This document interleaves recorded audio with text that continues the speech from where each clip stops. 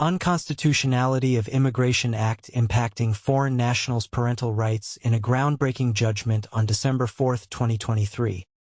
The Constitutional Court of South Africa in Rayment v. Minister of Home Affairs ZACC 40 addressed the constitutional challenges posed by the Immigration Act, Act 13 of 2002, in the consolidated cases of Rayment and Others v. Minister of Home Affairs and Others, Anderson and Others v. Minister of Home Affairs and Others.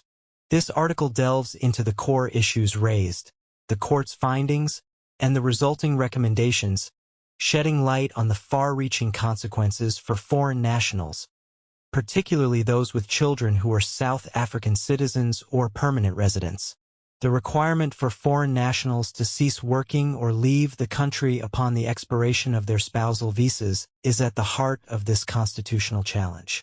The affected applicants, who had been dutiful and supportive parents, found themselves in a vulnerable position, with their children's rights and their own rights to dignity compromised. The court's recognition of the lack of a legitimate purpose for such limitations underscores the unconstitutionality of the Immigration Act and its regulations.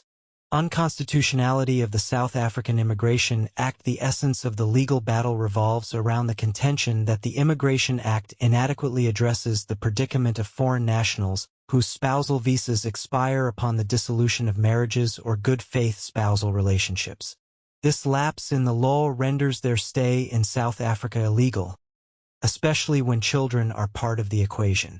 The Constitutional Court identified specific sections of the Immigration Act, including 10, 11, and 18, along with Regulation 9, as inconsistent with the Constitution and thus declared them invalid. Findings and recommendations of the Constitutional Court. The court's ruling emphasizes the undue burden placed on foreign nationals, particularly parents of South African children, by requiring them to cease working or leave the country when their spousal relationships end.